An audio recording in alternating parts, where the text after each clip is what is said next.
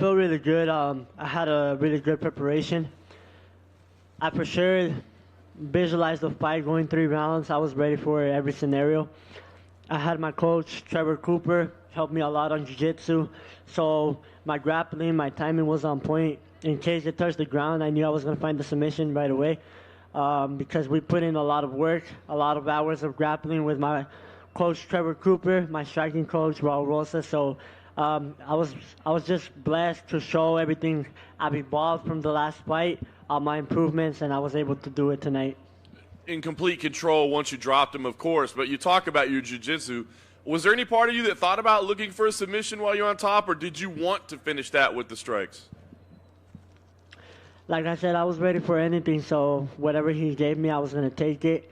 So when I dropped him, I knew I had to go for the finish, but I was also relaxed in case he survived. I was ready to just keep putting out a beating and, just keep showing my skills. I know you're used to a lot of attention, but there was a pretty special environment in there tonight. Can you talk about, I guess, how that impacted you positively or negatively, what that whole, Noche UFC environment meant to you? It was a really special night for me, the fans, the people. Mexican Independence Day, so it was a really special night for all of us tonight. Yeah.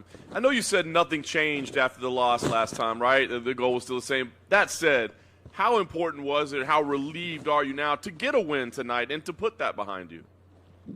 Yeah, like I said, nothing's changed. Nothing's never going to change. We're never going to break. All the corrections were made. Y'all saw the corrections.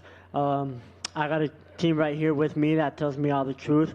Whether I win or lose, they're going to tell me how bad I sucked, all the mistakes I did. So this camp, we made sure we did everything right. And I'm just going to keep improving, showing up, and chasing my dream. Nice. Last thing for me, you had this fast track going, right? You had this setback. Now that you're back in the win column, do you want to let's rush to the top as quick as possible? Do you want to develop a little bit? How do you see your path going from here? Yeah, like I said, I heard this quote from Kobe. I don't care how fast they want to take me. If my manager tells me he wants me to return as soon as possible, I will, because whether I'm ready or not, if I'm ready, I'm ready, and I see how I can keep getting even more ready. And if I have a fight and I'm not ready, I see how I can be ready for the fight. So I'm always going to be ready. Hey, Raul, this time, what did you do different? Were you focusing more on striking? Obviously, you got the knockout.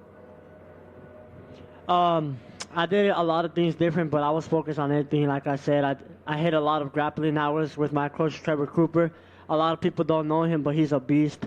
So my timing was there. I knew if we touched the floor, it's the most confident I've ever been going into a fight in my grappling.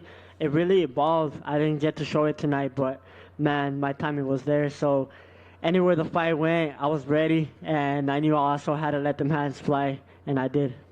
So after the fight, you went over and you gave your mom a huge hug. Seemed like a very emotional moment. You also had the Mexican flag all around you. How do those two things motivate you?